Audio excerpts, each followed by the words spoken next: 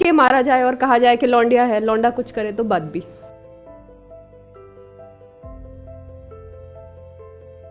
मैं 14 साल की थी जब मेरे पिता का देहांत हो गया था। उसके बाद मेरी अम्मी ने मुझे बड़ा किया, ज़िंदगी में ऊंचा सोचने की और ये मानने की, इस बात पे खुद पे अपने पोटेंशियल पे यकीन करने की हिम्मत मुझे अपनी अम्मी से मिली। और बच्चों की तरह जब मैं उन्हें देखती थी कि वो कोचिंग जाते थे, मोटी मोटी किताबें लेके इस तरीके का खर्चा करते थे मेडिकल और इंजीनियरिंग की पढ़ाई के लिए, और मैं अपने घर में पलंग पे मोमबत्ती के सहारे पढ़ रही होती थी, मेरे दिल में भी ये ख्वाहिश थी कि मैं उन बच्चों की तरह कोचिंग जाऊं या मेडिकल करके बड़ी डॉक्टर या इंजीनियर बन जाऊं। मगर उस वक्त घर में खाने के लिए हो जाए यही एक बड़ी बात थी, जो मेरे ख्याल से भारत के 80% किसानों के बच्चों को ग्रामीण क्षेत्रों में समस्याएं हैं, उसी तरीके की समस्या मेरे घर में भी थी।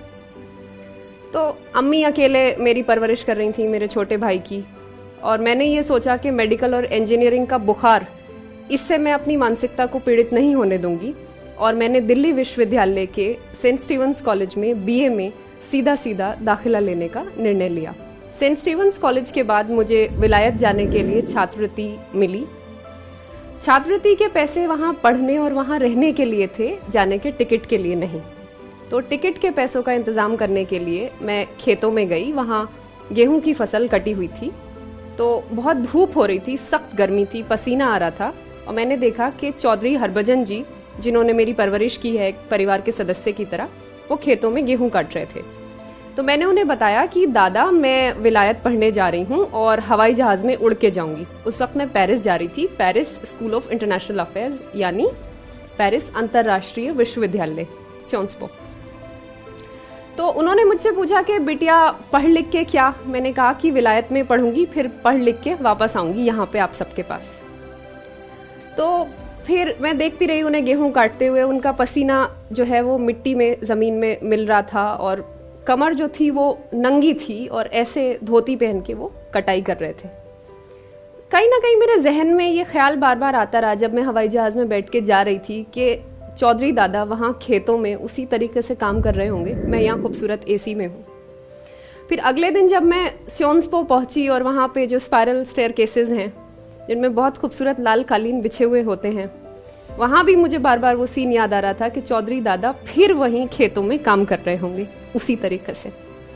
खैर, पेरिस से पढ़ने के बाद मुझको ऑक्सफोर्ड विश्वविद्यालय की स्कॉलरशिप मिल गई उसके कुछ समय बाद, और मैं ऑक्सफोर्ड विश्वविद्यालय चली गई। तो जब मैंने दुनिया देखी, मैंने देखा कितने कितने किस्म के अलग अलग रंगों के लोग हैं वहाँ, कैसी कैसी ज़बानें बोलते हैं, किस तरीके के बच्चे क्या स्टार्टअप्स में इंटरेस्टेड हैं, क्या दुनिया कितनी आगे है। इस चीज़ की गहन समझ मुझको ऑक्सफोर्ड विश्वविद्यालय ने दी। ऑक्सफोर्ड के बाद मैं संयुक्त राष्ट्र इंडोनेशिया में काम करने लगी, बोर्नियो में। संयुक्त राष्ट्र के बाद मैं न्यूयॉर्क सिटी चली गई फाइनेंशियल डिस्ट्रिक्ट में काम करने। फाइनेंशियल डिस्ट्रिक्ट जो है वो एक बहुत ही अर्थव्यवस्था का एक बहुत अच्छा मैग्नेट की तरह काम करता है, और मेरा जो कमरा था वो 42वें माले पे था, वॉल स्ट्रीट जो एरिया है उसमें। तो 42वें माले पे, और जो उसकी जो दीवार थी वो शीशे की थी, और रात को टेम्परेचर -13 डिग्री हो रहा था और बर्फ पड़ रही थी। तो मैं अपने कमरे की खिड़की में खड़े होकर कॉफ़ी पी रही थी, ऐसे मेरी उंगलियां ऐसे कॉफ़ी के कप की तरफ थी, और नीचे अमेरिका की जो पीली टैक्सीज होती हैं वो जा रही थी, ऐसे मैं देख रही थी उन्हें, जैसे बिल्कुल माचिस की डिब्बियाँ होती हैं, और सामने एम्पायर स्टेट बिल्डिंग रंग बदल रही थी। तो उसमें इत्तेफाक से उस दिन वो लोग जो सेलिब्रेट कर रहे थे वो कई रंगों में उसको रखते हैं, तो उस दिन इत्तेफाक से वो रंग जो था वो केसरिया हरा था। मैं देख रही थी वो रंग बदलते हुए एम्पायर स्टेट बिल्डिंग को। मेरे दिल में बार बार इस चीज़ का ख्याल आ रहा था कि मैं तो यहाँ न्यूयॉर्क में दुनिया घूम ली, पेरिस में पढ़ ली, ऑक्सफोर्ड में पढ़ ली। चौधरी दादा और बाकी लोग जिन्होंने मुझे इस लायक बनाया कि मैं इन जगहों पे आ सकूं, अपने अंदर की प्रतिभा को रियलाइज़ कर सकूं, वो आज भी उसी गर्मी में बिना बत्ती पानी उन्हीं तमाम दिक्कतों के साथ वो ज़िंदगी जी रहे हैं। और मैंने डिसाइड किया कि अब मुझे वापस जाना है अपने मुल्क, अपने देश, उन्हीं लोगों के बीच जिनकी मैं बेटी हूँ। अम्मी को जो है कांस्टेंट सुनना पड़ता था, लौंडिया है क्या कर लोगी।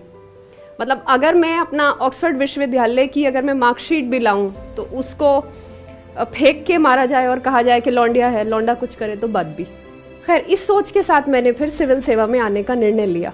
तो इससे दो चीज़ें तो साफ हो गई कि बेटियां सिर्फ सुरक्षा मांगने के लिए नहीं, बेटी सुरक्षा दे भी सकती है।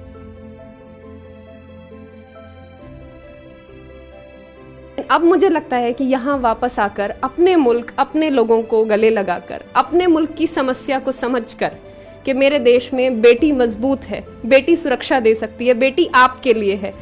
टैक्स पेयर के पैसे ने अगर मुझे इतनी हिम्मत दी कि एक बिना बाप की बेटी खुद पे भरोसा करके ज़िंदगी में आगे बढ़ सके, तो फिर मैं देश का, ये देश मेरा और मैं देश की, और मैं पूरी ईमानदारी, पूरी मेहनत के साथ अपने देशवासियों की, देश के बच्चों की, बेटियों की, बुजुर्गों की सेवा करना चाहती हूँ।